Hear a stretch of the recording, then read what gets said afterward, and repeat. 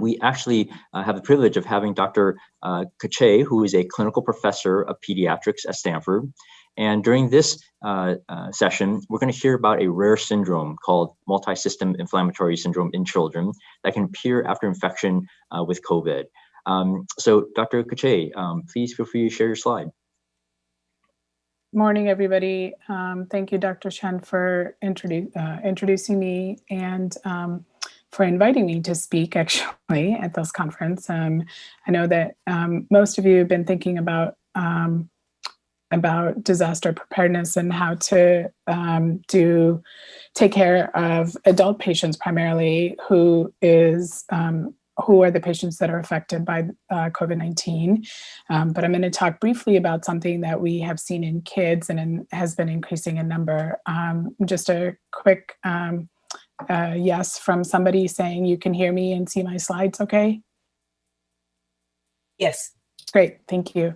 So I'm sure all of you have seen the Hopkins map of the number of COVID cases globally and the mortality rate.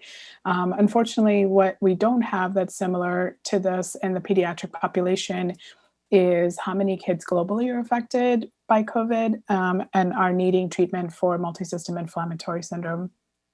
I just present to you here something that from a VPS organization, which is a pediatric ICU data collection quality improvement organization that is in North America and includes most of the ICUs here, pediatric ICUs here.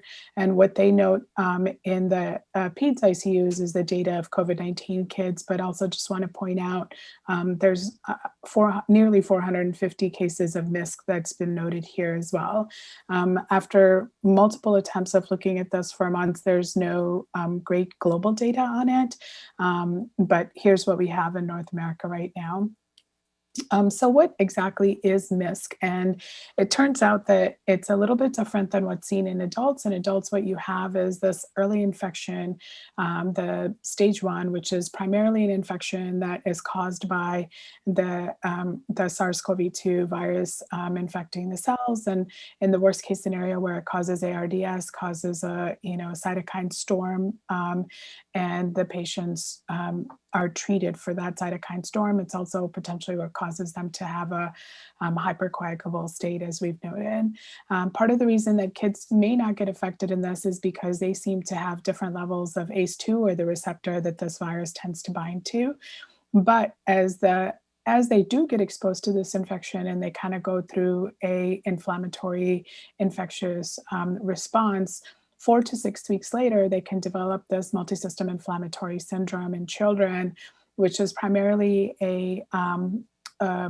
thought to be a post-infectious autoimmune process of dysregulated inflammation. And this can be seen from this initial article from New England Journal that talks about when MISC was starting to be noted.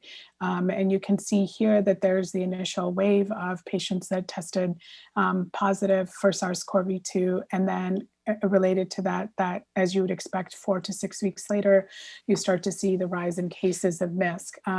MISC first started to be reported initially out of Italy, and then there was a number of cases in England. The first actually case series was noted from London, and then a number of cases in New York. So it matches very much with where you initially saw a huge rise of COVID cases in adult patients. So what exactly, what are the type of things that you end up seeing in MISC? And then sort of just thinking back to that autoimmune process, it probably is a vasculitis / dysregulated autoimmune, post-infectious autoimmune process. And so the types of things that you end up seeing, primarily cardiovascular involvement, but then multiple other organs can be involved as well, GI, hematologic, mucocutaneous, respiratory symptoms, and then some rare cases of neurologic involvement as well, and a little bit of kidney injury can be noted. You can see the most common symptoms that you end up seeing are gastrointestinal and cardiac in these patients. And sort of related to that, turns out that you have, if you look at the spectrum of COVID infections and of MISC, that you have the COVID infection, which, as we talked about, is pretty rare in children. But then that 4 to 6 weeks later, you start seeing MISC, and it's quite a spectrum of disease that you end up seeing, everything from the febrile inflammatory state to the Kawasaki disease-like illness to severe MISC. And when you, we in looking at the cases in Santa Clara County and the number of adults that have been infected here, we're concerned that we would end up seeing a number of MISC patients at the Children's Hospital here.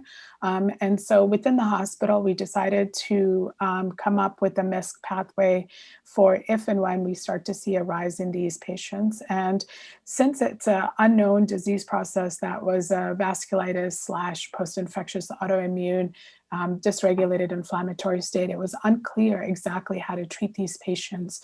And so a number of the initial hospitals that saw these patients used sort of their best educated guess approach to treat them.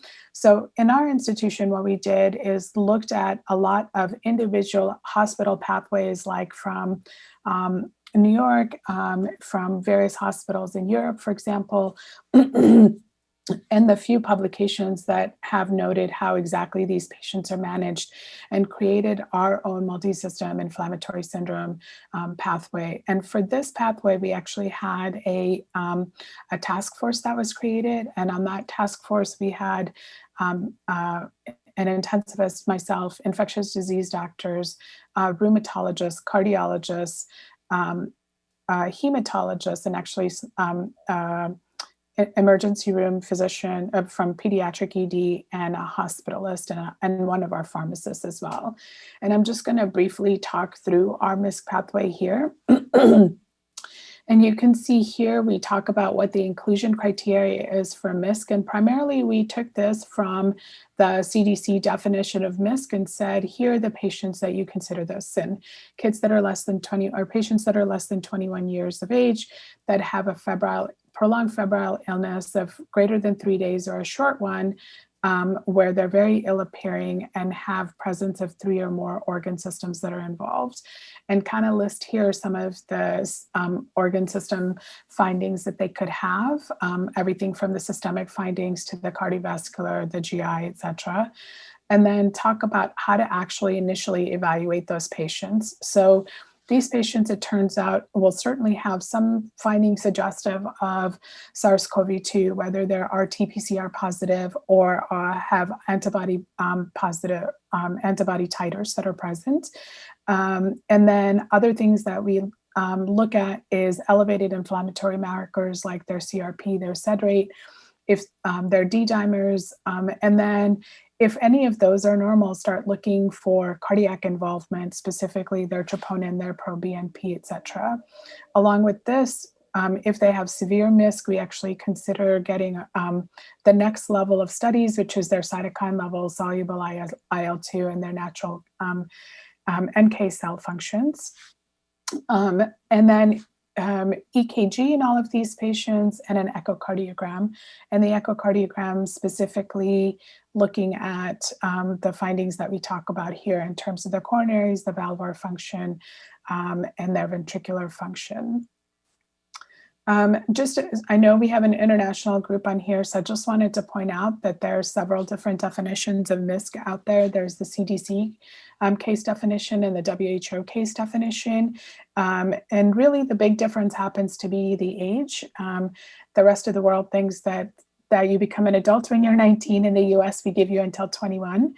But then we also, the CDC essentially goes through and talks a little bit more specifically about the lab findings and the other organ system findings, but they're fairly comparable in their definitions.